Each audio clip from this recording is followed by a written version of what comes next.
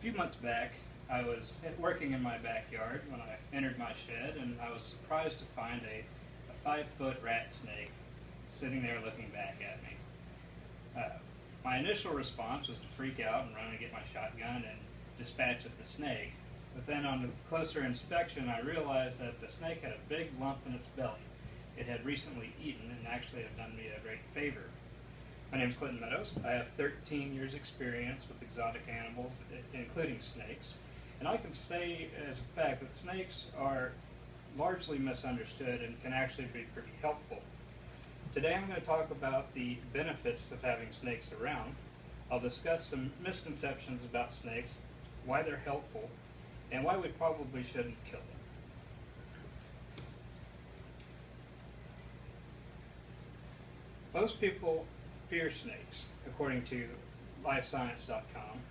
New research suggests that humans have evolved an innate tendency to sense snakes and learn to fear them. Psychologists found both adults and children were able to detect images of snakes in a variety of non-threatening objects quicker than they could pinpoint pictures of like frogs, flowers, caterpillars, things like that. Researchers think this ability helped humans survive in the wild during the early ages. From time to time you hear some horror stories in the news involving snakes, but these are pretty rare. So let's go over some misconceptions. The first misconception is that most snakes are poisonous. Well, this isn't exactly true. In fact, no snakes are poisonous. There are some venomous species of snakes.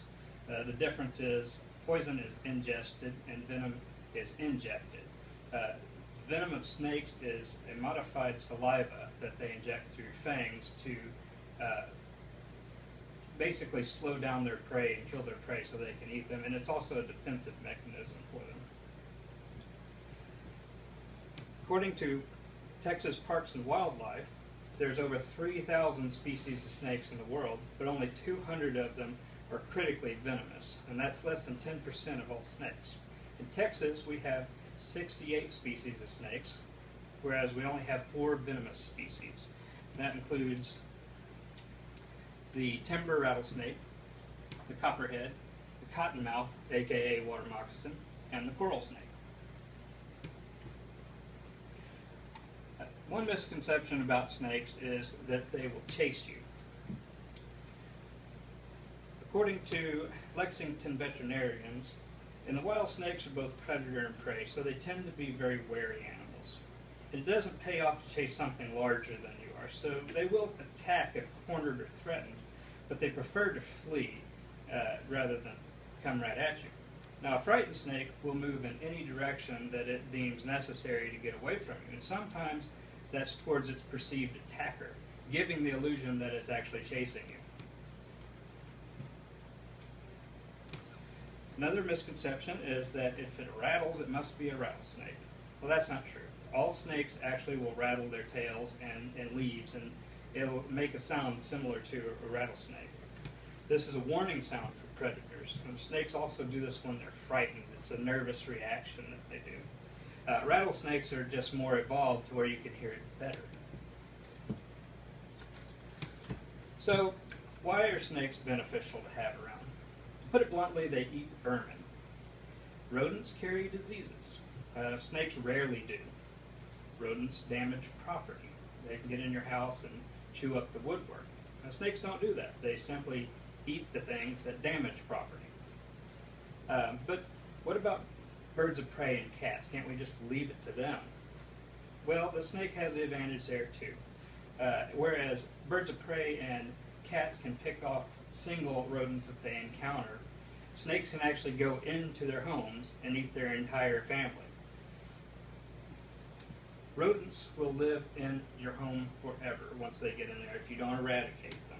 But snakes are nomadic. Once they eat the rat population or mouse population, they'll be on their way.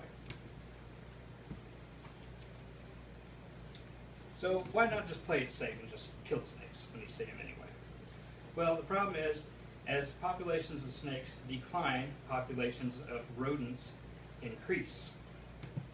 Orkin says that rats and mice average about 40 babies per year. and they hit sexual maturity at about 5 weeks. Without snakes, we would be overrun by rodents in a matter of years. Snakes are critical to the ecosystem. So in conclusion, we shouldn't let our misconceptions or prejudices and our fears of snakes entice us into killing beneficial and misunderstood animals.